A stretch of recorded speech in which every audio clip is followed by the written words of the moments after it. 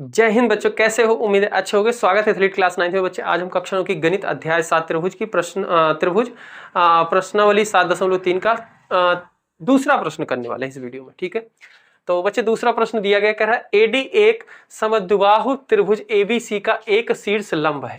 ठीक है, एबीसी एक त्रिभुज सबसे पहले बना लो भाई। ठीक है, तो हम यहीं भी बना लेते हैं इसको।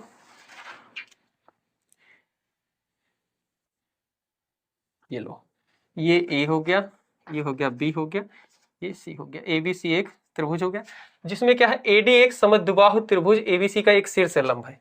एडी क्या है? शीर्ष लंब है। शीर्ष लंब बच्चे होता है कि किसी कोण से जाएगा और जिस भुजा के ऊपर डालेंगे ना उस पर 90 अंश का कोण बनाएगा। ठीक है, तो यहां से ए से जा रहा है, यानी कि एडी ए से जा रहा है और जहां पे भुजा पे लगेगा उस पर डी। तो कोण ए के सामने कौन सी भुजा है? बी है, बीसी है, इसी के ऊपर जाएगा और इस पर कितने अंश का कोण बनाएगा? 90 अंश का। तो इसको ऐसे डालेंगे और बच्चे इधर भी ये 90 अंश का बनाएगा। ठीक है, क्योंकि शीर्ष लंब है, शीर्ष लंब का मतलब ही है 90 अंश का कोण बनाएगा। ठीक है, तो ये हो गया। और बोला था ए बी सी, अच्छा शीर्ष लंब है। ठीक है, जिसमें ए बी बराबर ए सी है, तो भुजा बच्चे ए बी बराबर क्या है? ए सी। ये भुजा इसके बराबर है। ठीक है, दर्शाइए कि पहला क्वेश्चन, एडी रेखाखंड बीसी को समद्विभाजित करता है। जो एडी है, ये बिंदु क्या है? एडी। ये जो एडी है ये क्या कर रहा है? बीसी को समद्विभाजित कर रहा है, मतलब दो बराबर भागों में बांट कर रहा है। यानी कि हमें सिद्ध करना है कि ये भुजा बराबर ये हमें सिद्ध करना है, ये हमें सिद्ध करना है। तो इसको सिद्ध करने के लिए क्या करना पड़ेगा बच्चे? हमें सबसे पहले त्रिभुज ए बी डी ये वाला त्रिभुज और ए सी डी ये वाला त्रिभुज, इसको सर्वांगसम सिद्ध कर देंगे। सर्वांगसम सिद्ध करते ही ये और ये भुजा क्या हो जाएगी? इसकी संगत भुजा हो जाएगी।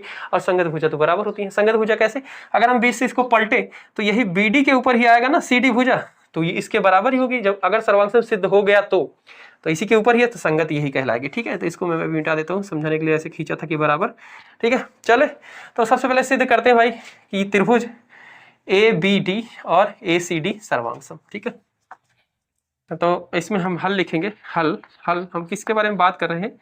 त्रिभुज ए बी डी और त्रिभुज ए सी डी में, हम इन दोनों त्रिभुज में बात कर रहे हैं। इसमें ये वाली भुजा इसके बराबर है। ठीक है, ए सी ए बी बराबर ए सी। ठीक है, कहां से पता चला बच्चे? हमें ये दिया गया है, प्रश्न में लिखा ही है, डायरेक्ट दिया है। ठीक है, और दूसरी चीज क्या बच्चे? इसकी बीच वाली भुजा एडी, एडी क्या है? उभयनिष्ठ है। इस वाले त्रिभुज में भी है, इस वाले त्रिभुज में भी है। तो बीच वाली भुजा क्या है? ए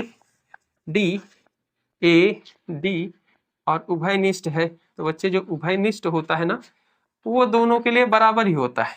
ठीक है, बिचौलिया जो होता है जैसे, हाँ, तो वो दोनों के लिए बराबर ही होता है। ये हो गया। अच्छा बच्चे, तीसरी चीज, ये कोण बता सकते हैं, ये वाला कोण इसके बराबर। ठीक है, क्योंकि ये शीर्ष लंब है, शीर्ष लंब 90 अंश का ही बनाएगा बच्चे। जब इधर 90 अंश का बनेगा इधर भी 90 अंश का ही बनेगा।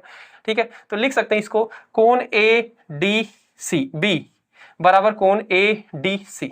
ठीक है, तो लिख सकते हैं कोण ए डी सी बराबर कोण ए डी बी। ठीक है, क्यों?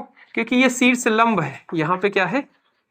यहां पे ऐसे लिखेंगे, ए डी बी सी पर शीर्ष लंब है। ठीक है, ये क्या है? शीर्ष लंब है, इसलिए। ठीक है, तो ये इसके लिए वजह से ये बराबर होगा। तो हमें दिन तीन चीजें मिल गई बच्चे। क्या? दो भुजा और एक क्या मिल गई है? कोण मिल गया है। और कौन सा कोण मिला है बच्चे? ये 90 अंश का है, तो इसको क्या बोलते हैं? Right angle. ठीक है, यानी कि आर। और 90 अंश के सामने वाली भुजा भी बराबर मिलेगी, यानी कि ये क्या है? Hypotenuse H. और बच्चे और क्या मिल गया है? एक साइड, ये बीच वाली साइड उभयनिष्ठ है। ठीक है, तो इसको क्या बोलेंगे? अतः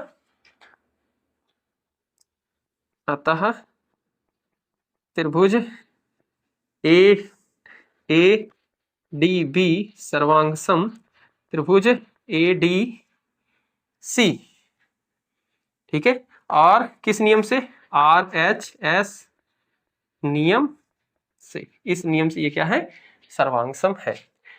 ए बी डी या A B D A C D. ठीक है, इसको मैंने ऐसे लिख दिया, ए डी बी और ए डी सी। ठीक है, वही बात है, ठीक है, जो वो दिया। अच्छा, ये दोनों त्रिभुज जब सर्वांग सिद्ध हो गए तब क्या हो जाएगा बच्चे, एडी रेखाखंड बीसी को समद्विभाजित करता है, तो बच्चे ये वाली भुजा इसके बराबर हो जाएगी, यानी कि बीडी बराबर सीडी, ठीक है। क्यों हो जाएगी बच्चे, सर्वांग त्रिभुज की संगत भुजा है जिसको सीपी सीटी कहते हैं, congruence part of congruence triangle, ठीक है।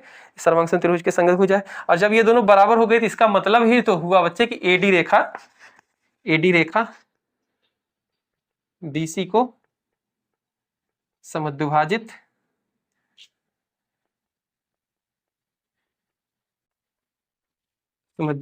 करता,